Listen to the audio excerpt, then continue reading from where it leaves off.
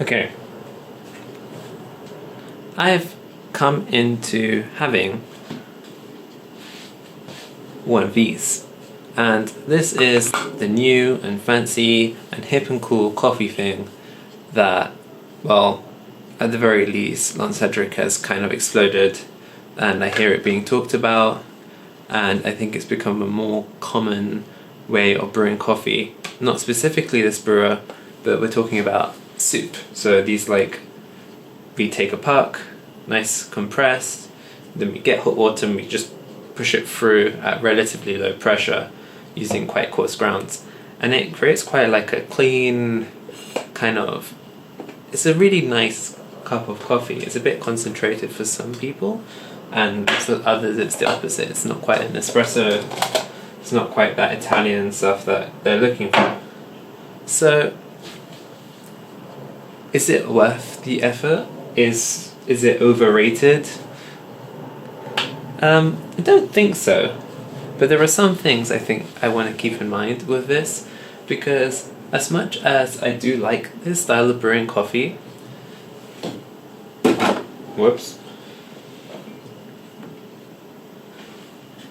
specialty coffee is really expensive, and this was like $28, which is really expensive, and this is really nice, and I would like to have this every day, but if I'm making soup of it, it's going to last considerably less. To give you a little bit of context, if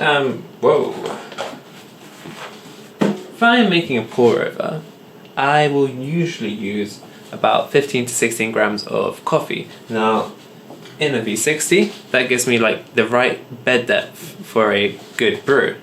But the problem here is that if I want to achieve my the bed depth that I need to get good results with soup, I need to use about 20 grams minimum, and actually it's recommended to use 22, but I'm not doing that.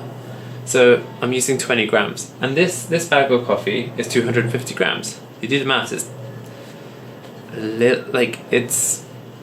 11 coffees from the bag, and with a pour over with 15 grams, I'm getting at least up to 16. It's basically, I'm just losing coffee, and the pour over makes more coffee, so it's easier to share. So soup, and we're gonna brew a soup, and I'm gonna talk about it. Let me get my grinder out. My trusty ZP6. You don't need such a fancy grinder. One of the good things about soup is it's quite forgiving in terms of grinder, as long as you can get your grind size right. Here we go. Gonna measure into my nice little dosing cup that I have here, that I got from AliExpress, along with my cheap AliExpress scale, because you can see all my money went into my coffee and I didn't have any left. Today we have this beautiful honey process from Ethiopia called Danche, and I'm sure they still have it on their website if you want to have a look at what it is. Read the little cards. But I was in New York for a little bit. I met the dude Lance Hedrick, and it was pretty nice. There's a reason why I have this brewer now. Well, really it was the guy who made the brewer, which I'll add his name if I can be bothered to edit it. So we're going for 20 grams of coffee. It smells very nice. And we're going to go with a water that is at 94 degrees or so. I think aiming for 94. This kettle I think under-reports a little bit. So put it back to 94. I'm going to grind on my ZP6, what's a 4.5. It's on the finer end of what I use for pour overs, but considering I go very coarse on pour overs, this is like a regular pour over grind, if anything. And I'm going to grind that. That should be 30 seconds. We need the handle though.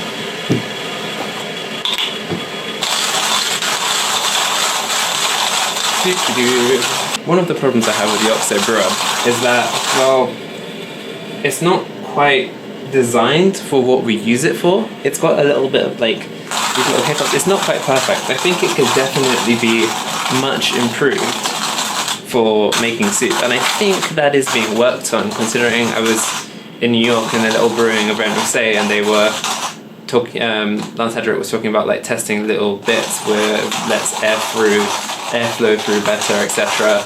So you don't need to like loosen the thing to saturate your puck or move it and tilt it to the side. And so we're going to have to circumnavigate some of these problems, and you're going to see me having to use some like awkward, slightly suboptimal ways of doing that. So yeah, it's ground. What am I doing? I'm just talking while it being completely round. So I'm going to just tap this out, give it a nice shake so it kind of hopefully more evenly distributes itself. I find it has a nice effect. Then problem number one. I'm going to switch to this slightly more close-up camera to do that. Problem number one. These papers, they don't quite fit perfectly. I'm going to pop that in there. Right? I'm going to like you get to the bottom. And if you just look really carefully, like it's crumpling, because the bottom of this thing is not flat. And so I think it actually lets stuff through in the sides. And now, I sometimes, when I'm feeling extra fancy, I will wet this a little bit. Sorry, just to do it off camera a little bit. So I will wet this, and then I will take a dry cloth and I will like put it under, and use it to absorb up the water through the holes, and it will kind of stick it to the thing. And then once that's stuck, we'll just kind of push the paper up against the walls to make sure that I'm not getting any bypass of little coffee fines when I go to tamp through there. And like, I mean, look, I'm solving the problem here, but this is definitely suboptimal. And like, if this thing was initially designed to be used like this, of course I wouldn't have to be here doing this. It would just go in. So that's one thing. I've got my coffee, so I'm going to put my coffee in there. 20 grams of coffee in there. Everything has come out. I'm going to give it a really gentle like shake and tap just to make sure it's flat. Then I'm going to come at it with the little tamper it comes with. Go as flat as possible.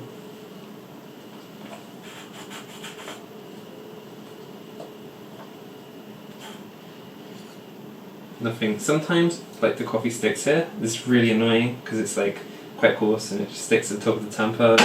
There's like very little you can do to get it to not do that.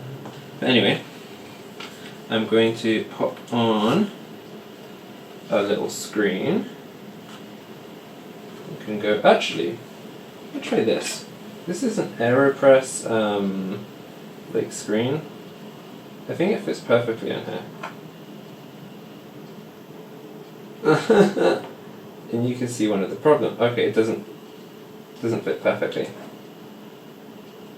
This is like the scuffed solutions that we're coming up for this brewer, and you're seeing that they don't quite work out perfectly. And now this is kind of stuck, and I'm going to destroy this puck, and it might destroy this coffee, being wasteful again, which is not what I want to do. And this is just a regular puck screen that I've been using to keep this down, because I do tend to find that very often, because the paper doesn't fit like quite perfectly in the hole, it just decides to float up because there's like air gaps under where the coffee is and when it gets in.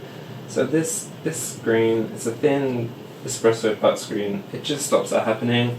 It's got gaps around the side. It is suboptimal, but it works. Okay, once you've done this bit, once you've made your puck, soup is just easy. I mean, to be honest, it's quite simple. We're going to put this on. I'm going to leave this on loose so air flows through it. I'll pop that on there. Then I'm going to go in with 100 grams of water. I'm going to move this a little bit so I have some space to do the pumping and do the full brewing. So this is the soup brewing experience. I'm using 20 grams of coffee, and I'm using 200 mils of water. So let's start. I'm just going to press start on the thing just so I know how long I took.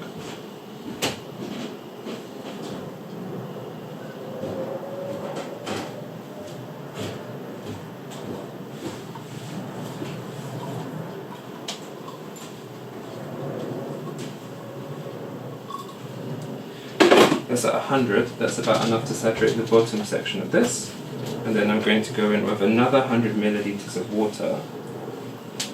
Another little scuff thing. This should just probably be one step, but it is not. And once that gets to 200, which is an easy to remember 1 to 10 ratio, we pop that on there. You can see lots of the coffee is already going through because that's quite a coarse grind, so it's quite easily passing through, acting kind of like a no bypass brewer.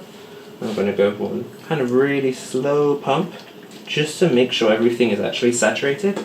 Then I'm going to pump through a couple of times. And once it gets to the top, I'm kind of just going to take this out and put that elsewhere. I don't want the hiss inside the coffee. Now you can see this is quite lightly roasted coffee. It's quite colourful, it's quite bright and light in colour compared to other coffees, especially in brews like this. But it smells beautiful. And so now I'm going to pour this into a pitcher and serve it and talk about it. Just going to put that in there. This is annoying to pour from when it's full as well, which makes mess consistently. But, little cup.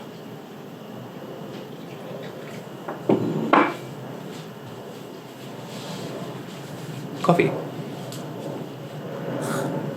It's kind of too hot. I guess I have to leave that to cool down a little bit.